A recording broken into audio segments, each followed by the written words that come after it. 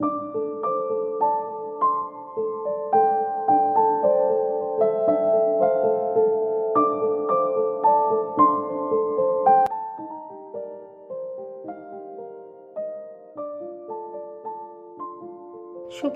Baby মম বাণীর আরেকটি নতুন ভিডিওতে তোমাদের অনেক অনেক স্বাগত। আশা করছি তোমরা সকলে সুস্থ আছো আর খুবই ভালো আছো। আজকে এখন ওই সকাল 6টা মতো বাজে। তোমাদেরকে সঙ্গে নিয়ে আজকের ব্লগটা তাহলে এখান থেকে শুরু করলাম। সকালবেলা উঠেই আজকে আমি চলে এসেছি রান্নাঘরে। টুকটাক বাসি কাজগুলো সেরে নিয়েছি আর তারপরে চলে এসেছি রান্না করতে। সবজিগুলো আজকে আমি আগেই কেটে রেখেছিলাম, যার জন্য আজকে একটু ঝটপটি হয়ে গেছে। আজকে রান্না করব ওই আমার ফেভারিট মায়ের হাতে ধুন্দুলের ডাল। ধুন্দুলের ডাল আবার কি জিনিস? ধুন্দুল তো পোস্ত দিয়েই তোমরা খেয়েছো না? জানো তো বন্ধুরা, ছোটোবেলায় মা এরকম করে ডাল দিয়েই রান্না করতো। আমি অতটা একটা ঠিক ভালোবাসতাম না, আগের একটা ভিডিওতে মনে হয় তোমাদের বলেছি, কিন্তু এখন এটা যেন অমৃতের মতো লাগে। ওদিকে ওই ভাতটাও আমার হয়ে এসছে আর ভাজাটাও কিন্তু নামিয়ে দিয়েছি। রান্নাবান্না একদম কমপ্লিট। চলো ঘড়িতে কটা বাজে একটু দেখে নিই। সম্ভবত ওই 8:30 পৌনে 9টা মতোই বাজে। এগুলো কিন্তু আজকে একদম ঝটপটি হয়ে গেছে। ওই পৌনে 9টা মতো বাজে। এখন মোটামুটি কাজ আমার হয়ে গেছে। দীপ্তর ইস্যু কেউ ওঠেনি। সংসারে বাকি কাজগুলো যদিও পড়ে আছে, আর আমাকে দেখতেই পাচ্ছ ঘুমিয়ে ঘুমিয়ে আমার অবস্থা কাহিল। আমি শুধু ঘুমিয়েই যাচ্ছি কেন জানি না। এত গরম বন্ধুরা, গরমের চোটে মানে শুধু সমানে ঘাম হচ্ছে।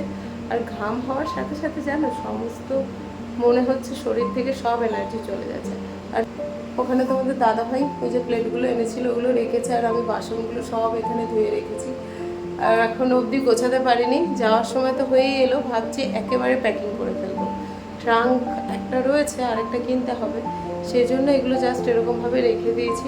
ট্রাঙ্কটাকে বলেছি ওপরে নিয়ে আসতে, তোমাদের দাদাকে ওপরে নিয়ে আসলে তারপরে একেবারে প্যাকিং করে ফেলবো। দুটো বাচ্চা নিয়ে কতবার প্যাক করবো বলো? একবারে প্যাকিং করে ফেললে একেবারে একটা নিশ্চিন্ত হওয়া যাবে। চলো তাহলে পুরো ব্লগটা দেখতে থাকো। কাজ বাজ হয়ে গেছে মানে একেবারে কিন্তু নয়। এই যে এবার কিন্তু আসল কাজ শুরু হলো। দীপ্ত উঠেছে, ওকে খাবারটা দিয়ে দিচ্ছি। ও যেন এখন হাতে হাতেই খাচ্ছে।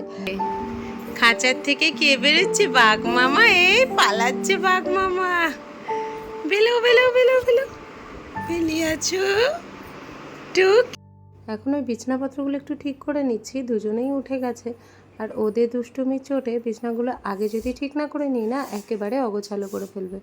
আর এখন এগুলো একটু ঠিক করে নিয়ে ওকে আমি একটু লিখতে দেবো। আর তো কোনো কাজ নেই।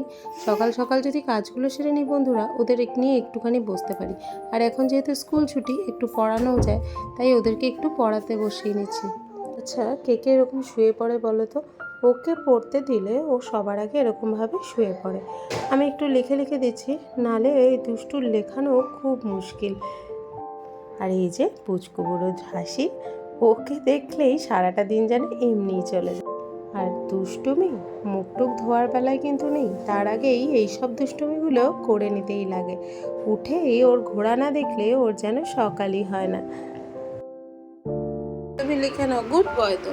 সোনা বাচ্চা লিখে নাও।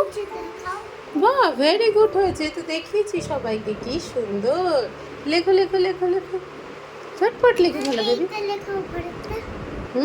ওইটা লিখতে দিয়েছি তো, তুমি পারবে তো 1 to 50 লিখতে। দাবার জন্য কি এনেছো? ওলে বাবা। আচ্ছা নাও, তোমার জন্য এনেছে, নাও রবার নাও। ওলে বাবা। আমি ঝটপট করে এখন এই বাকিগুলো গুছিয়ে নিচ্ছি। দেখো গাছটাকে একেবারে ভেঙে ফেলেছে। আজকে ভাবছি এগুলোকে এখানটাতেই রেখে দিই। যতবারই রাখি ততবারই যদিও বা ফেলে। এরকম একটু জঙ্গল জঙ্গল মতো সাজাতে পারলেও বেশ ভালো লাগতো। জায়গার এত অভাব। একটু ইচ্ছে ছিল বেশ বাড়িতে বাচ্চাদের জন্য একটা রুম থাকবে, সেটা আর হয়ে ওঠেনি। আর বলগুলোকেও দেখো সব ফেলেছে। জানো এখন এই বলগুলোকে ধরতে পারে না, ওই যে ড্রেসিং টেবিলটা ধরে জোরে জোরে নাড়াতে থাকে আর ধুমধাম বলগুলো উপর থেকে পড়তে থাকে। কি যে দুষ্টুমির কিন্তু শেষ নেই। আমি এর মধ্যে ওদেরকে স্নানটাও সারিয়ে দিয়েছি। স্নান করে তারপরে এদেরকে ওই 2টো মতো বাজে খাবারটা দিয়ে দিয়েছি। একটা ভালো জিনিস হয়েছে জানো, আগের দিন আহিকে দেখে দীপ্ত কিন্তু এখন একদম হাতে হাতে খাওয়া শিখেছে। আসলে বাচ্চারা যা দেখে তাই শেখে। তো ওই যে আহিকে দেখেছে, বলছে ছোট্ট বোনও পারলে আমি কেন পারবো না।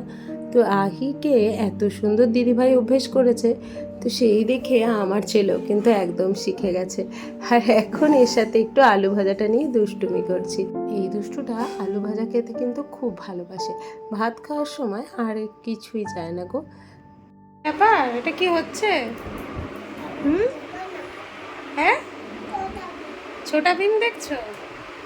ও আচ্ছা, এরকম ভাবে ঘুমো নেই, দুষ্টু বুড়োর ঘুমো নেই তাই মনে হচ্ছে। পিটি দেব? ও আচ্ছা, কোথায় পিটি দেব? পিটি দেব? পিটি না মিষ্টি?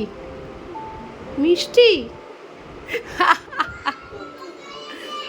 বিকালে খাবে, শোনা বাবা আমার, বিকালে মিষ্টি খাবো। হ্যাঁ, টাটা। আচ্ছা, এভাবে ফুলকপির পকোড়া খেয়েছো? একদিন বানিয়ে খেয়ে দেখো। সমস্ত সস দিয়ে আমি মেখে রেখে এভাবে বেসন আর কর্নফ্লাওয়ারের গোলায় একটু বড়া ভেজে নিচ্ছি। তোমাদের দাদা চলে এসেছিল, চলো ঝটপট করে খেয়ে নিই, তারপর দেখা হচ্ছে। দেখি মামাকে একটা করে দিই। কেন তুমি কথা বলবে না মামার সাথে?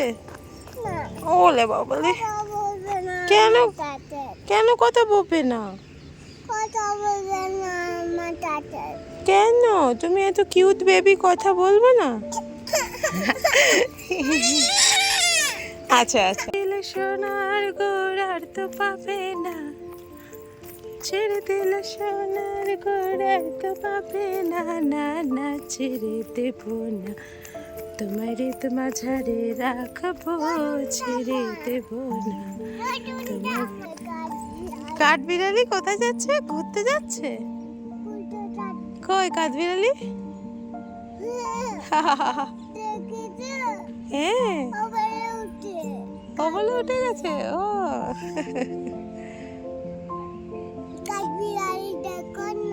কোথায় কাঠবিড়ালি? গলাটা অতটা ভালো নয়, তবে মা ছেলে মিলে হাঁটতে হাঁটতে ইচ্ছা করলে একটু গুনগুন করি। এত সুন্দর লাগে এই সময় কৃষ্ণচূড়া ফুলগুলো, দারুণ দেখতে লাগে গো।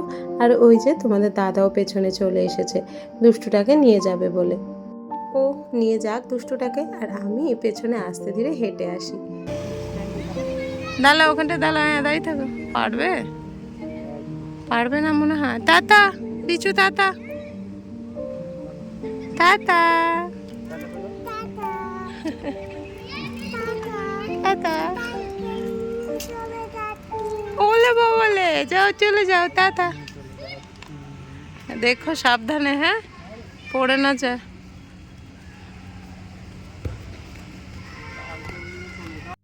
দুষ্টুটাকে রেখে গেছে বলে ওর রাগ হয়েছে, ও গিয়ে মাঝখানে দাঁড়িয়ে রয়েছে। যত বলছি বাবা চলো, ও যাবে না, ও এখানে দুষ্টুমি করে যাচ্ছে। এই দেখো, কোনো মতেই কথা বলবে না।